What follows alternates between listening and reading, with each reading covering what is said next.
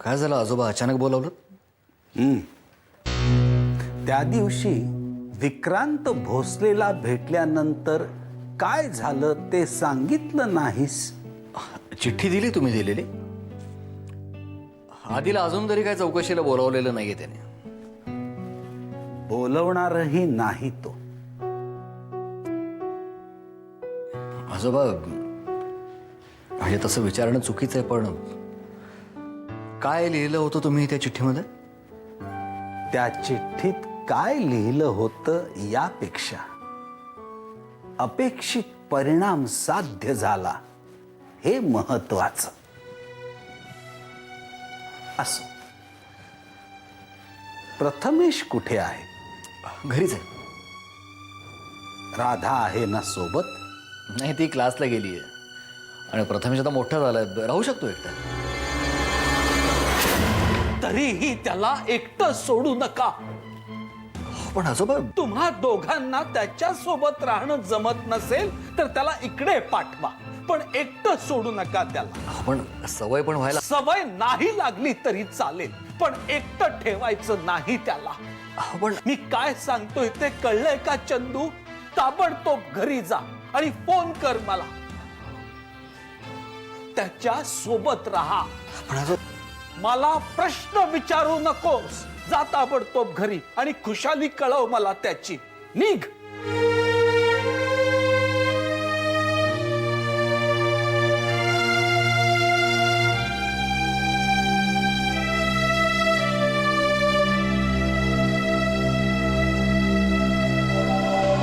मनीषाच्या आईला पाहिल्यानंतर आपण प्रथमेश आणि मनीषाची आई या विषयावरच थांबलो. पुढे काय?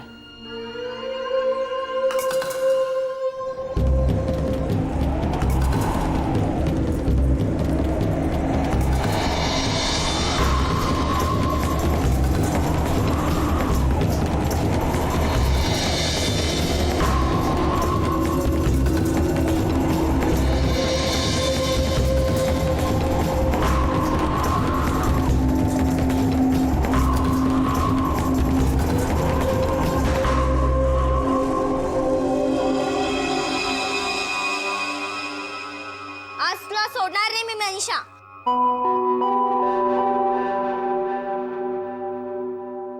I will kill you Manisha. आज सोडणार नाही तुला, बिलकुल नाही सोडणार. आज तुला सोडणार नाही.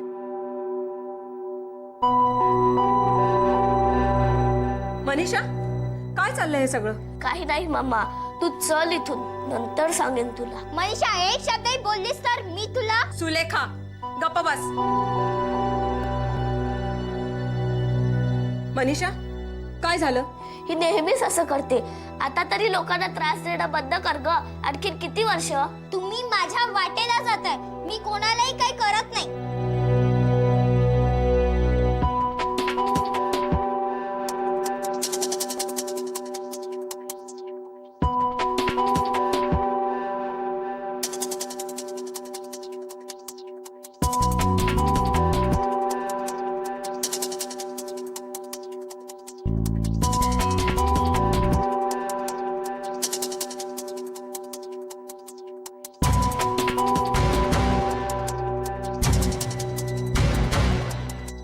सुलेखा, एकदम गप्प बस. स्विमिंगचा क्लास झाल्यानंतर मी तुझ्या आईला भेटणार आहे. परवा सुद्धा तू मनीषाला असाच त्रास दिलास, असंच ओरखाडलास. काय चालवलेस काय तू? तुम्ही मला सांगू नका. तुमच्या मुलीला आधी सांभाळा. तू मला उलट उत्तर देतेस? आई प्लीज चल ना, मला नाही बोलायचं हिच्याशी. मला भीती वाटते हिची.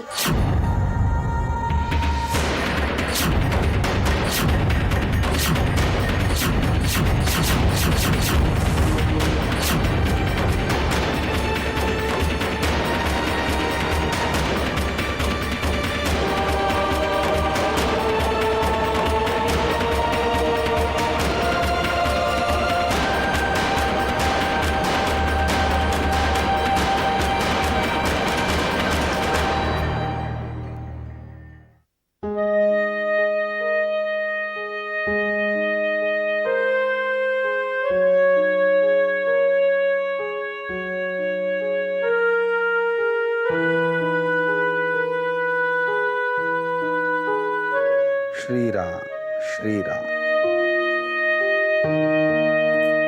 वसुधा, काय ग गप्प गप्प आहेस?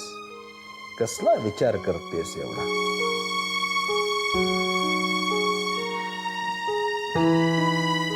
बऱ्याच गोष्टींचा.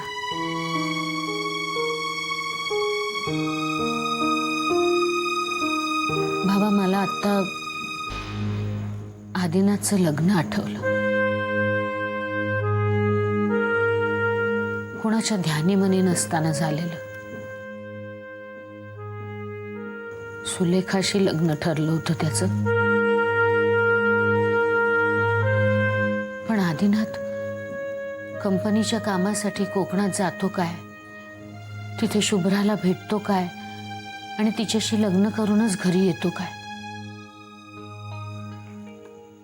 आणि मग त्यानंतर घरात झालेलं प्रचंड मोठं वादळ. आधी आपल्याला दुरावलाच असतं नाही, फक्त तुमच्यामुळेच ते टळलं. तुम्ही आधी शुभ्राला आशीर्वाद दिलात, यांना समजावलं, आणि मग आपण पुन्हा त्या दोघांचं वाड्यावर लग्न लावून दिलं.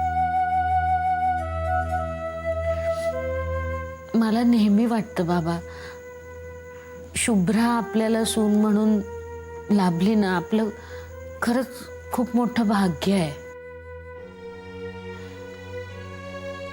किती गुणाची आहे पोर, कुठं नाव ठेवायला जागा नाही बघा.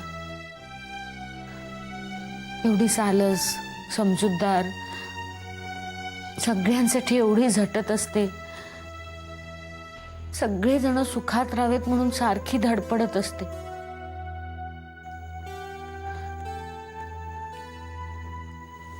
राहून राहून वाटतं की तिच्या वाट्याला एवढी दुःख काय हवीत.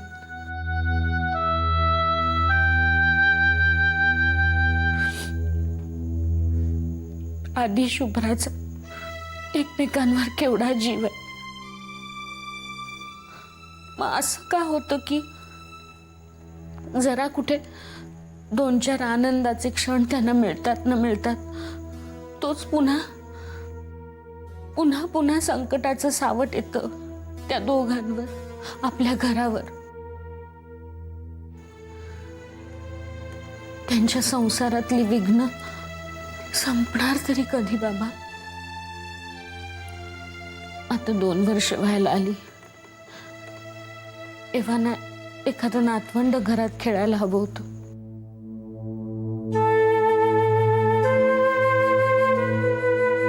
मला कधी कधी खूप काळजी वाटते बाबा.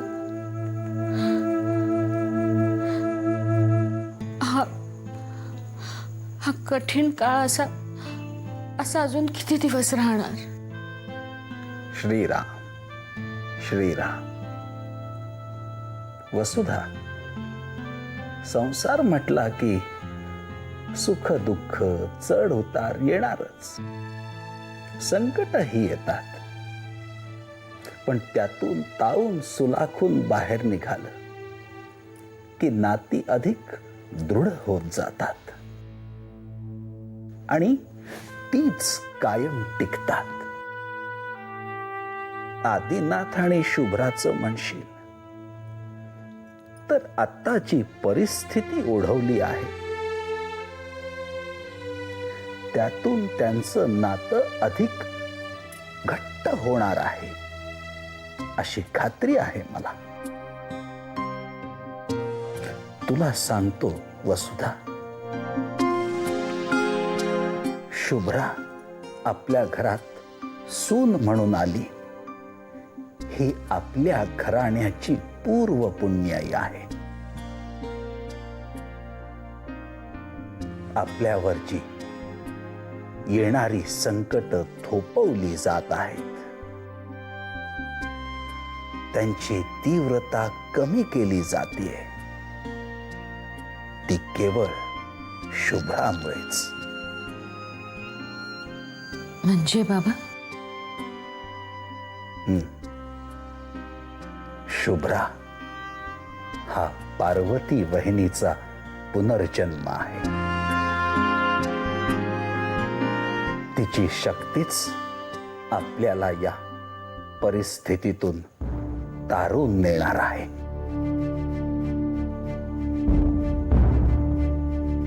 श्रीराम श्रीराम.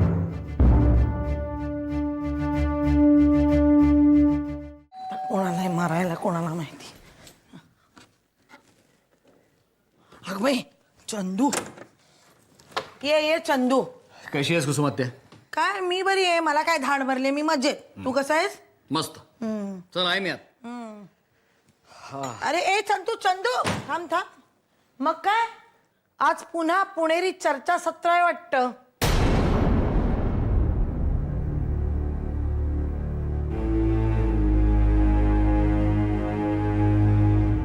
पुणेरी चर्चासत्र? हो, जे इतके दिवस रंगलेत तुमच्या दोघांमध्ये. अगं, कसलं चर्चासत्र? काय म्हणतेस तू? वेड पांघरून पेडगावला जाऊ नकोस हं, चंदू. कुसुमात्या अगं, पुणे आधी आठवलं का? आठवलं? म्हणजे सगळं ऐकलंयस तर तू? भिंतीनं कान असतात तसे माणसानंही असतात. हे काय प्रकरण आहे हे तू मला सांगणार आहेस की नाही? अगं कसलं प्रकरण? काय बोलतीयस तू कुसुमात्या? प्रकरण नाही तर मग काय म्हणू? कट, कारस्थान, योजना काय म्हणू? काय तुझा काहीतरी गैरसमज झालाय. एखाद्या गोष्टीची अर्धी बातमी कानावर पडली असती ना की गैरसमज होतातच. असं म्हणतोयस? मग कानावर सगळी माहिती पाड. आणि जे काही तुझ्या कानावर पडलंय ना ते सुद्धा चुकीचंच आहे कुसुमात्या. असूच शकत नाही. मी माझ्या या कानाने ऐकलंय. अच्छा, म्हणजे आमचं बोलणं चोरून ऐकलंयस तर तू? मी ऐकलं असेल किंवा नसेल, पण या घरात काय चाललंय ते मी आत्ता सांगू शकते. सांगू? अगं पण काय कुसुमात्या? म्हणजे हे कारस्थान तुझं होतं. कसलं कारस्थान? त्या गरीब बाबड्या सुलेखाला अडकवायचं. कोणाचं? हेच, सुलेखाला अडकवण्यासाठी आधीला अडकवायचं. आता सुद्धा हेच झालं. पण निर्दोष माणसं निर्दोषच सुटतात, तसे ते सुटले. म्हणूनच आधी सुटला आणि सुलेखा सुद्धा सुटली. बरं झालं बाबा, आधीच माझ्या कानावरती सगळं पडलं ते बरं झालं. बघा, असं काहीही नाही आहे कुसुमात्या. काय संबंध आहे पुणा, सुलेखा आणि आधी या 3 नावांचा?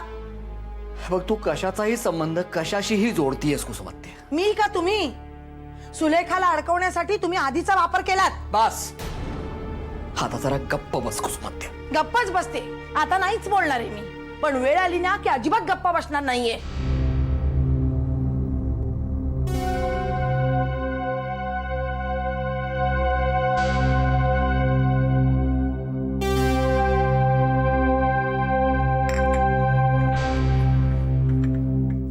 वंशना काय झालं आता?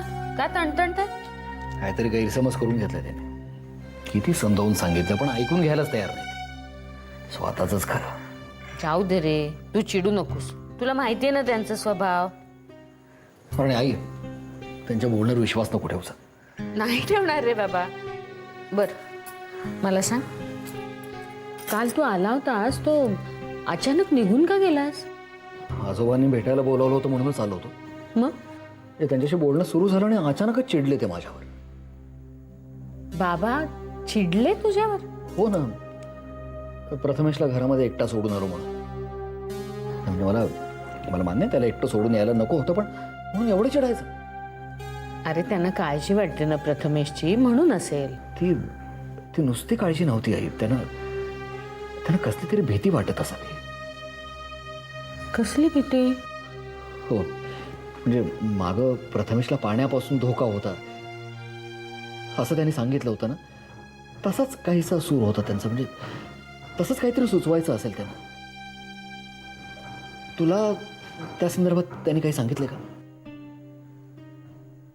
नाही रे, म्हणजे नेमकं काय म्हणायचं तुला?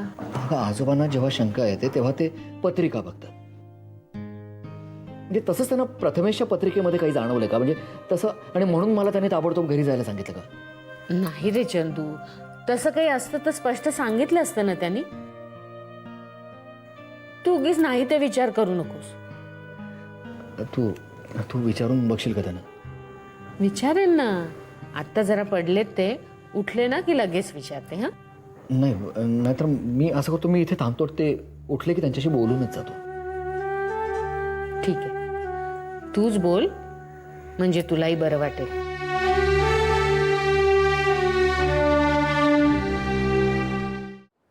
सुरुवात झाली. एका वादळाला सुरुवात झाली.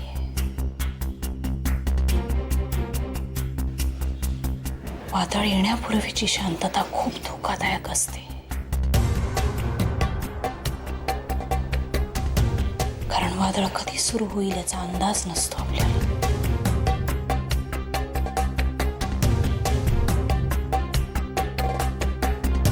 जो ही शांतता ओळखतो तोच या वादळाला रोखू शकतो. कसलं वादळ? काय झालंय? मनीषाच्या आईवर कॉन्सन्ट्रेट करत बसले होते. बऱ्याच गोष्टी गेल्या डोळ्यासमोरून, वर्तमान काळातल्या आणि भूतकाळातल्या सुद्धा. कोणत्या?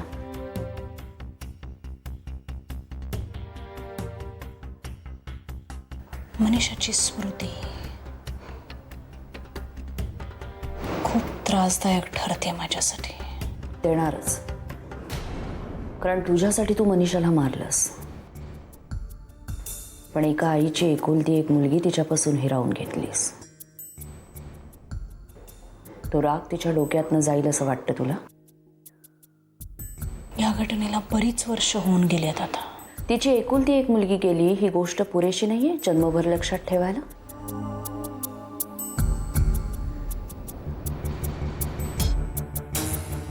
म्हणजे मनीषाचा मृत्यू मला आयुष्यभर त्रास देत राहणार. काल जे पेरलं ते आज उगवतं. आज पेरशील ते उद्या उगवेल.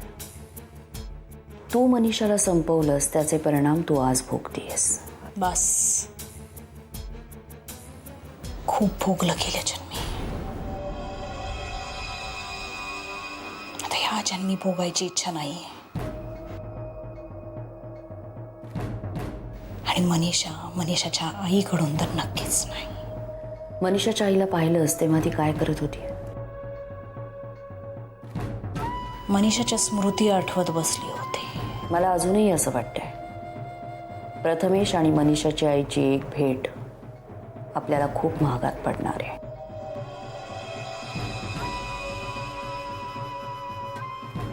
मनीषाच्या आईला भेटायला हवं आणि त्यांच्याशी बोलायला हवं. त्याशिवाय पुढे काय घडणार आहे या गोष्टींचा अंदाज आपल्याला येणार नाही. आणि तू म्हणतेस त्याप्रमाणे वादळ येणारच असेल तर ते कधी येणार आहे याचा विचार करत बसण्यापेक्षा ते येणारच आहे असं समजून आपल्याला तयारीला लागायला हवं.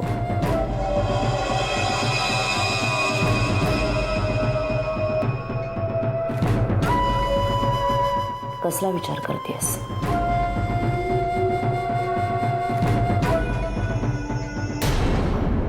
काल पेरलेलं आज उगवतं. आज पेरलेलं उद्या. असंच म्हणालात ना तुम्ही?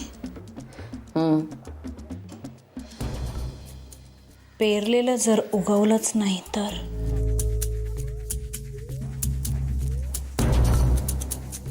झाड वाढून मग त्याचा त्रास होण्यापेक्षा आत्ताच मुळावर घाव घातला तर